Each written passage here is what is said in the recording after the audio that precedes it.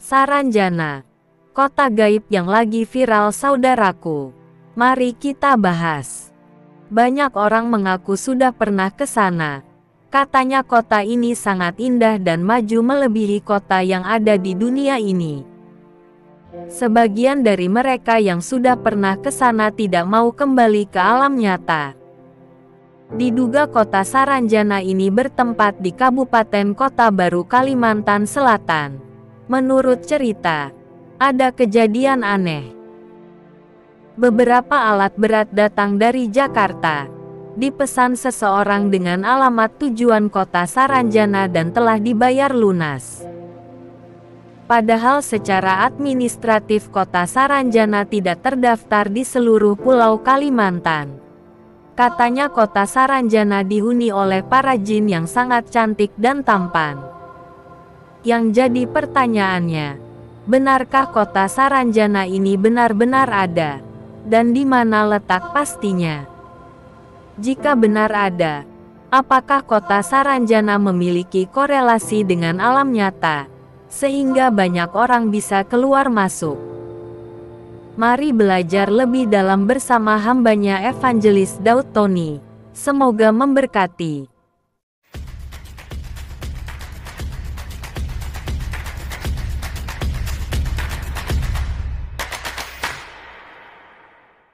Ini kita mau berbicara mengenai korelasi antara alam jasmani dengan alam roh, Pak.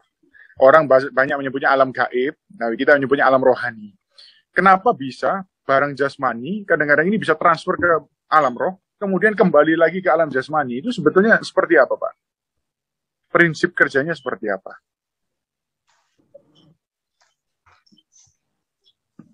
Dalam dunia nyata itu ada dunia maya. Nah, dunia maya itu disebut dunia gaib. Arti gaib sendiri itu adalah rahasia.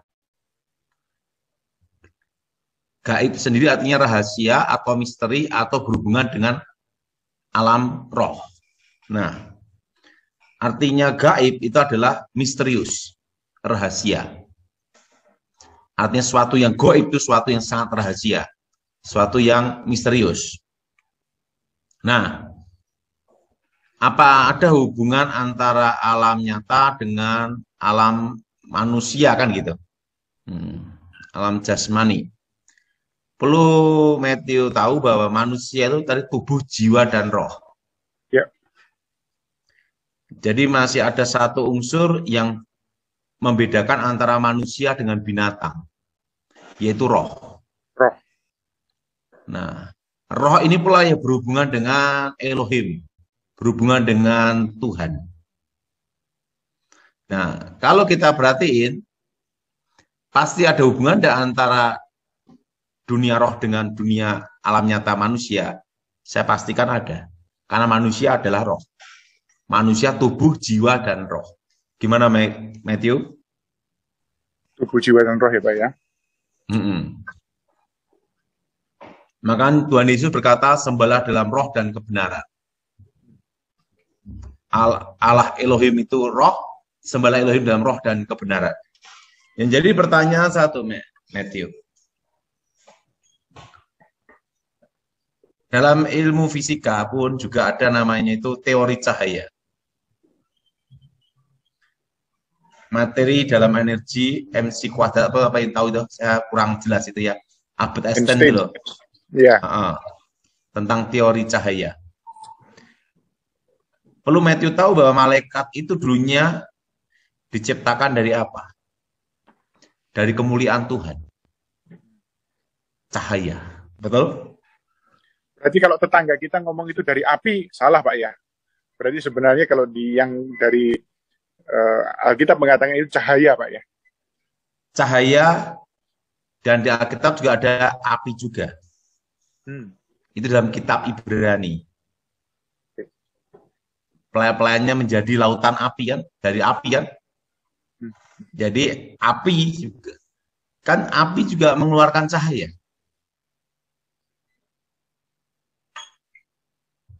Jadi ada yang berkata dari api, ada yang dari cahaya. Tapi hal ini jangan diributkan lah, betul? Betul. Tapi yang jelas unsurnya satu, itu diciptakan dari kemuliaan Elohim. Jadi pada waktu iblis Lucifer itu jatuh dalam dosa, dibuang ke bumi, maka menciptakan alamnya, tempat dia berada di bumi ini, yang disebut alam gaib. Nah, alam gaib itu tidak berbenturan dengan bumi, tetapi tidak menyatu. Artinya itu bayangan bumi. Suatu benda seperti ini masuk ke alam gaib itu langsung lenyap, tapi volume itu tidak. Dikembalikan ke alam nyata, kembali ini lagi. Kenapa? Karena alam gaib ini berhubungan dengan cahaya, yaitu cahaya kegelapan. Udah jelas, Matthew? Jelas, Pak. Nah, makanya doa peperangan itu mempengaruhi alam roh, alam gaib. Waktu kita doa peperangan demi nama Yesus, nah, itu alam gaib yang terkoyak. Terkoyak gini. Nah, manusia-manusia yang ada dalam koyakan itu diberi kehendak bebas untuk memilih percaya Yesus atau menolak Yesus. Tetapi kalau yang tidak percaya Yesus pun secara moral pun baik.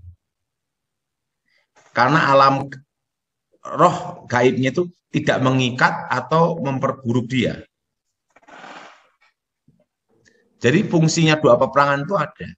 Karena keselamatan itu adalah anugerah. Nah, pada hakikatnya manusia yang jahat pun tetap ada hati nurani, ada suara hati. Alkitab berkata bahwa roh manusia adalah pelita Tuhan. Nah, kalau alam gaib itu mempengaruhi alam pikiran manusia, itu manusia jadi jahat. Paulus mengatakan itu adalah benteng-benteng kegelapan. Keangkuhan yang dibikin.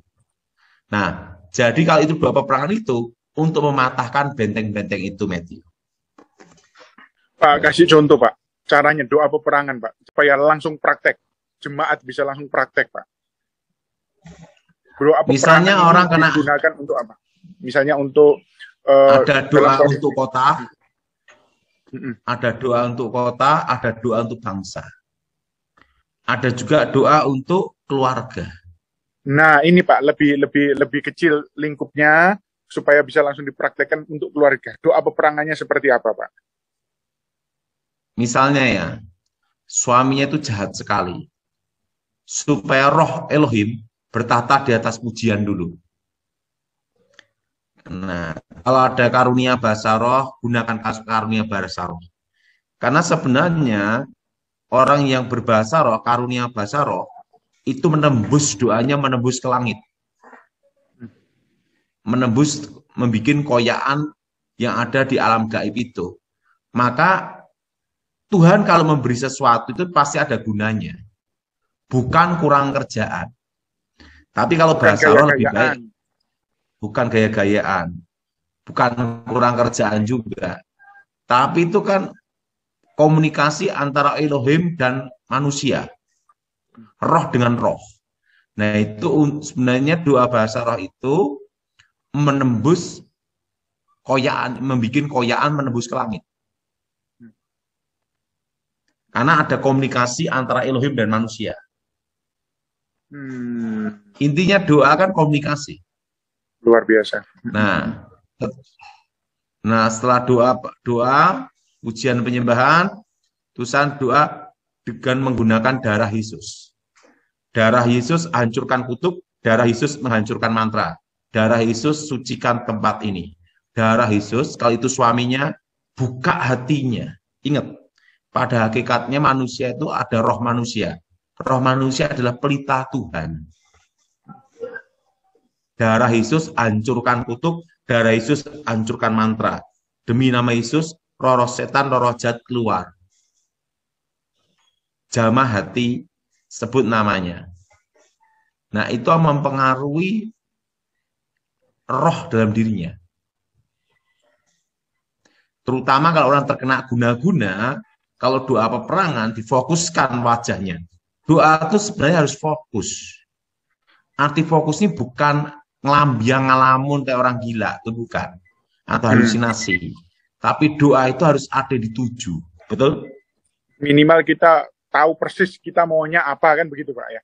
Iya. Konsentrasi seperti itu. Ya, kalau saya kebanyakan kan doa, saya fokuskan wajah orang tersebut. Karena doa itu harus ada fokusnya, gitu. Nah, kalau doa tidak ada fokusnya kan hanya supaya dilihat orang aja kan. Kembang lambi. Doa itu harus fokus. Nah, doa itulah, makanya doa itu bisa mengubah keadaan. Amin. Jadi kalau ada karunia bahasa roh, gunakan di rumah karunia itu. Tapi jangan di jalan-jalan bahasa roh, nanti dikira orang gila. Iya. Karena kan tidak ada yang tahu artinya. Itu antara roh dengan roh kan gitu. Dipikir malah ngerapal mantra Pak di jalan-jalan. Iya, betul. Udah jelas, Matthew? Siap. Ya. Berarti saya ulangi, kita melakukan pujian penyembahan terlebih dahulu. Kemudian kita berdoa dengan menggunakan bahasa roh. Kemudian kita fokuskan kepada yang mau kita tuju. Dan targetnya apa, kita harus tahu betul tujuannya apa. Pak, apakah perlu itu mengikat, menghancurkan, mematahkan, dan lain sebagainya? Seperti yang diajar-ajarkan oleh para pendeta kita zaman dahulu kala. Ya memang benar. Alkitab itu kan dari dulu sampai sekarang tidak berubah. Nah, kalau doktrin yang benar kan itu pondasi kan, dasar. Jadi kalau itu benar ya lakukan. Sebagus-bagusnya rumah kalau tidak ada pondasinya kan ambruk. Nah, pondasi kita adalah Alkitab. Ya kita kembali ke Alkitab. Nah, Alkitab berkata apa? Apa yang kau ikat di bumi terikat di surga. Apa yang kau lepas di bumi terlepas di surga. Kan kata-kata kuasa. Alkitab berkata ikatlah orang-orang kuat. Betul? Dan ada lagi, hancurkan segala pekerjaan iblis. Betul? Betul. Nah, itu semua di Alkitab. Ya, gunakan sesuai Alkitab. Gitu. Nah, contohkan Pak, misalnya ini sekitar contoh, istri saya jahat. Nah, ini doanya seperti apa Pak? Supaya langsung dapat gambaran pada jemaatnya. Darah Yesus sucikan tubuh jiwa rohnya. Roh Kudus ubah hatinya. Darah Yesus hancurkan kutuk, darah Yesus hancurkan mantra, darah Yesus bebaskan hidupnya. Demi nama Yesus, segala roh jahat keluar. Jelas, Matthew? Luar biasa, Pak ya? Wow. Doa simpel aja orang kadang males. Apalagi ruwet-ruwet bikin pusing kan gitu. Karena yang simpel aja Pak. Kalau kita tekunin itu ada kuasa. Ya. Tapi yang lebih simpel dari doa itu kita itu tekun dan ada kemauan. Nah, sebenarnya itu gini ya. Pendeta berdoa sama istrinya yang berdoa itu beda. Kenapa beda? Istrinya lebih terbeban. Betul. Betul? Betul. Bedanya di situ. Bedanya di situ. Makanya saya sering ajarkan pada jemaat. Jemaat harusnya sering-sering ngirim makanan lah ke rumah pendetanya. Supaya pendetanya ada bebannya. Gini ya. Doa itu enggak usah rumit-rumit. Doa itu hubungan kita dengan Allah, dengan Elohim. Ya kita bicara seperti saya berbicara sama Matthew ini. Nah, gini Matthew, apapun yang terjadi dalam hidup ini, semua itu akan kembali ke awal, ke dasar. Percaya Matthew? Nah, sebelum bertobat, saya kan latihan bela diri. Dari latihan dasar sampai latihan manapun tingginya, itu selalu lari. Pokoknya setiap latihan lari terus. Dari dasar, jurus 1, jurus 2, semua lari. Nah, saya tanya sama guru saya, kenapa lari guru? Ini dasarnya. Kalau Kalau lawanmu berat, ya lari gitu. Ya, ya, ya. Jadi semua itu kembali ke dasar. Kenapa kayak paku, jarum, emas, berlian bisa masuk ke dalam tubuh, kemudian bisa di ronsen itu bisa kelihatan, Pak. Karena Berarti itu kan masuk ke alam gaib dulu. tapi keluar lagi ke alam jasmani, buktinya di ronsen aja kelihatan. Gini, masuk ke alam gaib dulu, baru masuk ke dalam tubuh manusia. Nah, kalau sudah masuk tubuh dan manusia, itu tidak ada luka. Tapi kalau di alam nyata juga, tetap wujudnya emas berlian. Kalau digini ya keluar emasnya. Jadi sebelum Albert Einstein mengeluarkan teorinya cahaya, itu para dukun di Indonesia sudah praktek, tetapi tidak tahu teorinya itu loh. Rumusnya tidak bisa dicatat, nah ya Pak ya? Iya, jadi itu namanya, itu kan kecepatan cahaya. Dan itu tanpa luka. Termasuk santet tadi masuk dalam tubuh manusia ada gunting juga, tidak ada bekas jahitannya. Berarti ada orang yang katanya bisa mengoperasi tangan masuk ke dalam tubuh, itu benar ya Pak ya? Nah, itu hanya tipuan mata. Beda lagi. Kalau itu udah tipuan mata, lain cerita lagi. Oh, baik. Nah, kalau manusia Pak, manusia ini di Alkitab pun ditulis bahwa ada manusia yang dipindahkan roh Allah dari satu tempat ke tempat yang lain dalam sekejap mata. Baik itu di perjanjian lama ada dan di perjanjian baru ada. Ternyata kuasa-kuasa kegelapan juga bisa memindahkan manusia secara kilat dan gaib. Kalau Pak Pendeta kalau tidak salah jurusnya itu saipi angin, kalau saya tidak salah. Ya, jadi gini ya, setan itu tidak ada ide baru. Artinya apa? Itu semua menjiplak, menduplikat apa yang ada di firman Tuhan. Untuk menyesatkan. Kan iblis ini kan saingannya. Ya gitu loh. Jadi jadi harus ada satu konsep, satu garis bahwa setan tidak punya ide baru. Gitu loh. Ya, Okay? Sepakat. Lanjut. Nah, berarti memang hal itu bisa dilakukan, Pak ya. Sampai hari ini pun bisa dilakukan atau itu sebenarnya sudah punah. Kalau ilmu jenis seperti saya dulu sebelum bertobat, itu masih ada tetapi hampir punah. Karena apa? Kemajuan zaman. Kalau kita dulu, zaman dulu bertapa, 7 hari 7 malam, kuat, tidak makan, tidak minum, tidak boleh lihat unsur api. Betul? Namanya pati gempar, ada kentaki. Enggak tahan, betul enggak? Jadi ilmu-ilmu itu masih ada, tapi hampir punah. Nah, kembali ke benda dari alam gaib, dari alam roh menuju ke alam jasmani. Benarkah, Pak Pendeta, bahwa di alam gaib itu tersimpan banyak harta benda yang tersembunyi? Dalam arti ada orang yang bisa mengambil sesuatu dari alam gaib, di alam roh, dibawa ke alam jasmani berupa batu-batuan, emas-emasan, dan lain sebagainya. Itu sebetulnya tipuan atau kenyataan? Oke. Saya dulu juga pernah mau nyari itu. Waktu itu saya bertapa untuk mencari harta karun itu. Saya di alam roh mencari. Adanya itu di Samudra Raya, di palung-palung gitu loh, di tubir-tubir. Yang jadi pertanyaan mau ngambil siapa? Saya tidak bisa renang. Nah, akhirnya guru saya memberitahu saya bahwa zaman dulu itu sudah emas kerajaan zaman dulu, begitu kalah perang, itu diambil sama penjajah, diambil Belanda, yang kedua sama Jepang.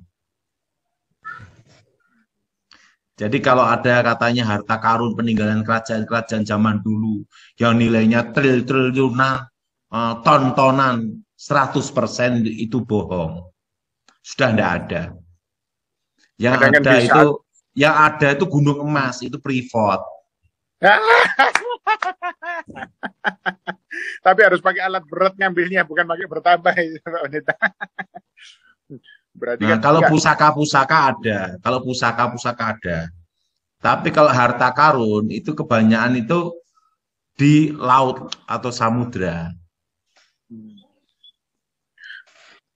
Di saat-saat seperti ini kan banyak orang yang secara ekonomi kita terganggu, Pak, karena COVID dan lain sebagainya, pandemi. Nah, berarti kan mudah orang untuk memprovokasi, menipu, ayo kita nyari harta karun, ayo kita nyari menggandakan uang dan lain sebagainya. Ya, supaya clear Untuk bahwa menggandakan uang itu 100% bohong, bahkan 1000% bohong. Kenapa?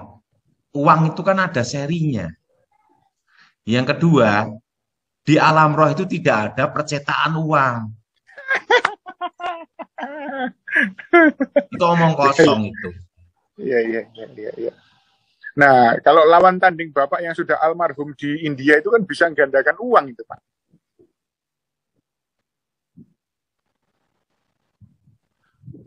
Saya penting sudah berdoa dan tugasnya sudah selesai, kan gitu. Baik. Oke, yang terakhir, Pak. Unsur-unsur semacam emas, batu permata, itu kan unsur-unsur bisa dibilang itu ada di surga, Pak. Di permata dan lain sebagainya itu kan dikatakan bahwa Lucifer dulu itu berjalan di antara permata, dan kita tahu emas itu surga terbuat dari jalanannya emas murni, gerbangnya emas murni, ada mutiara dan lain sebagainya. Sampai emas itu berada di bumi, apakah ya ini unsur, kenapa kok bisa ada korelasinya, kok sama, kok ada di bumi yang seperti itu? Nah, ini yang saya jadi pertanyaan, berarti barang-barang itu apakah itu memang berasal daripada sana, Pak? Saya tidak tahu. Tapi yang jelas, sesuatu yang mulia itu untuk Tuhan. Dan untuk anak-anak Tuhan dan untuk umat Tuhan. Makanya kalau umat Tuhan ada di surga, ya ketemunya ya semua yang mulia. Nggak mungkin ketemu namanya batu padas, kan enggak. Artinya emas itu kan mulia, logam mulia. Nah, batu pun juga batu mulia. Artinya apa? Segala mulia itu diberikan Tuhan. Nah, kayak kalau ada batu-batu permata, itu kan ada juga namanya proses alam. Betul? Betul. Secara geologi, proses alam dan lainnya. Tapi yang jelas, tidak ada yang baru di muka bumi ini. Ya. Jadi harus ada garis miring bahwa setan tidak ada ide baru. Ya. Nah, yang terakhir, Pak, masih di seputar pertambangan. Karena kebetulan saya bekerjanya di dunia pertambangan ini, saya aji mumpung, saya bertanya. Nah, di pertambangan berarti daerah-daerah pertambangan apapun, minyak, batu bara, pertambangan emas, dan lain sebagainya. Itu kalau kita selalu membuka lahan, itu pasti ada halangan dan penguasa wilayah dan lain sebagainya. Manusia itu sebenarnya punya hak nggak, Pak, untuk itu mengklaim bahwa ini miliknya Tuhan, saya mau ambil, misalnya seperti itu. Jadi gini ya, saya pernah ada kasus ya, tapi udah lama ya, lupa saya. Itu tempat itu ada emasnya, tapi waktu digali nggak kelihatan emasnya. Nah, artinya apa? Itu mata ditutup semua. Begitu didoain dalam nama Yesus dengan kuasa darah Yesus, kelihatan langsung. Nah, saya pernah diminta doa untuk suatu tempat tambang minyak ya gitu, ditutup, tidak bisa dibor bolak-balik, gagal. Tapi tempatnya di mana lupa, saya udah berapa puluh tahun yang lalu. Saya doa di nama Yesus, setan keluar, langsung ditambang keluar langsung bisa. Jadi itu kasusnya menutup mata namanya. Diatasi dengan darah Yesus. Kalau saya hanya cukup doa aja cukup. Yang penting itu dari iman kembali ke iman. Kesimpulan, alam gaib itu memang ada. Namun apakah alam gaib yang dimaksud adalah kota gaib Saranjana? Silahkan saudara simpulkan sendiri. Menurut admin, Bisa saja tipuan mata dengan segala keindahannya. Karena iblis dalang dibaliknya untuk menyesatkan manusia. Terima kasih saudaraku sudah menonton video ini sampai selesai. Kiranya Tuhan senantiasa memberkati saudara. Dukung terus program ini ya. Dan sampai jumpa di video berikutnya. Tuhan Yesus memberkati. Terima kasih.